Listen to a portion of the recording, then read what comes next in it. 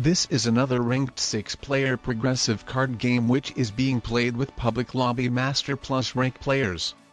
And it looks like this time I have my troops in 3 different places of the map: North America, Asia, and South America, though probably in South America my troops will be soon enough wiped out by white.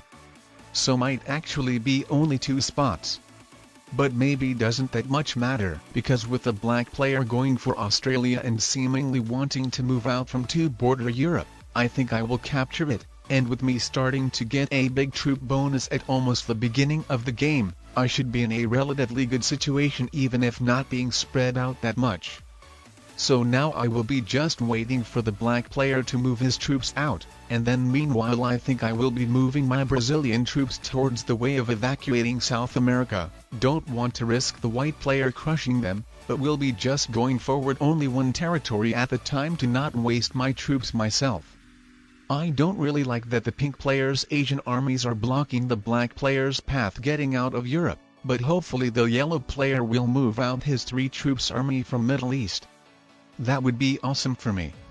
Also, I'm moving my Asian troops closer to Europe, so I would have enough troops to properly guard both of the borders.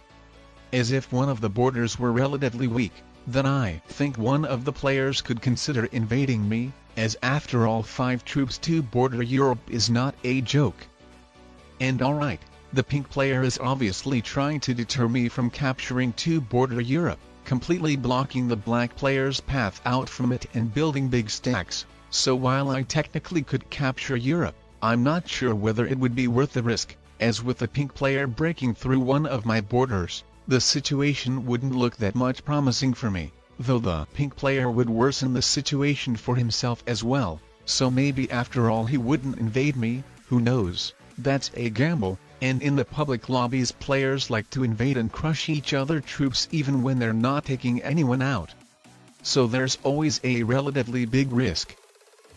Judging by the pink player's fortification choices, I think the pink player definitely wouldn't appreciate me capturing to border Europe for sure, and he is doing a very good job to deter me from doing it. Capturing to border Europe early in the game would give a big advantage, so that's a very smart play by him. I think the pink player might be actually the smartest from all of my opponents, if, assuming he would later on combine his Asian armies into one, as while right now they're very good to not let the black player move out, later on there wouldn't be that much of a use for them, as with sets getting bigger the continents would become worthless, so then you would be looking forward to take others out when it's worth for their cards, and then if you have a lot of troops split in basically the same exact space, then it would be the best for you to combine them into one big army, as otherwise you might not be able to effectively use these smaller troops armies deployed in a single place.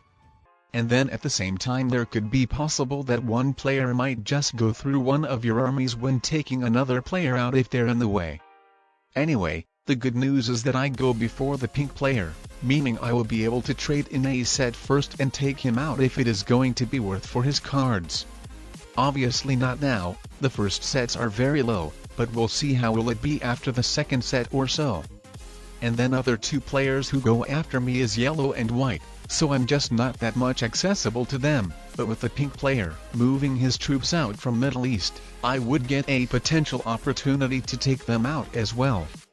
Though the yellow player skipped 1 card, so that might be a little bit different when it comes to him. But all in all, at least the pink player should be a suitable target. He doesn't really have a good spot to run away and hide from me, and with his troops surrounding me, it should be very suitable for me to take him out, so let's just hope he doesn't have a second set at 3 cards. Anyway, as you can see, I just stopped focusing on capturing to border Europe. I could still technically capture and profit from it, but I think that would be too much of a risk to potentially get invaded and lose a lot of troops by some player who doesn't really know how to play with progressive cards. So not going to risk when sets would be high, and basically any of the players could try invading me. And another reason to not capture Europe is because I would rather have my troops into one big army, rather a couple of different armies near. I need to have my troops consolidated so I would be more suitable to take someone out.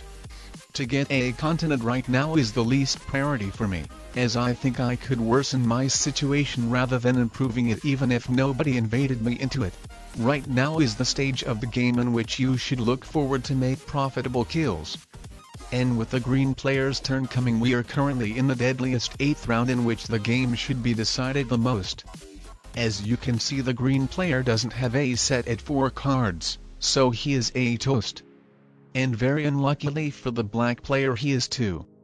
And the most unfortunate thing is that I do not have a set at 4 cards either, otherwise I would have taken the pink player out. But at this point of the game I think I do not have anything better to do but just to hope that the players who go for the kills will actually go for the other players first, so with me potentially becoming blocked from them, I could theoretically survive. But either way, I'm definitely the most suitable target for the pink player to take out, so along with the green player.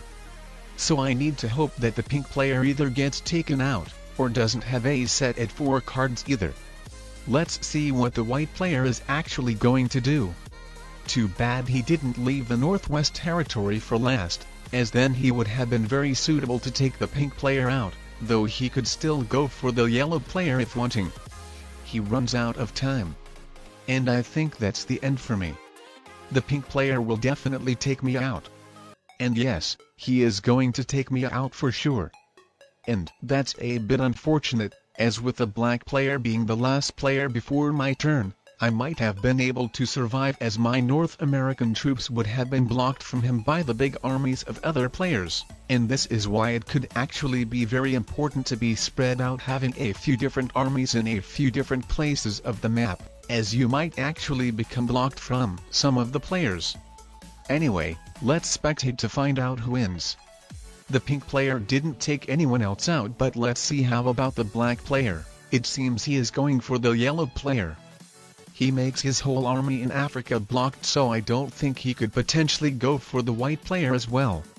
And with that, the time to shine comes to the white player, but it actually seems that he doesn't have a set at 4 cards, and that's so unfortunate for him. Well, actually he does, but that could be a potentially game-breaking mistake to waste even a third of his turn to the draft phase, as he might actually run out of time if trying to take one of the players out, but it really depends on how fast he actually is. I think it might have been a better idea to go for the pink player who was in the straight line, as all of those troop splits are really costing the white player the time. And even 3 territories short, so now the game has been totally given away for the pink player. That's a little bit sad for the black player, as now he actually gets the 3rd place, not because of his mistake, but I'm really happy for the pink player because he actually played this game well and even prevented me going from the 2 border Europe. That's a GG. Now for another 6-player progressive cards recommendation, I would recommend you watching this video, which was played with another master ranked players as well. That's a really good one too.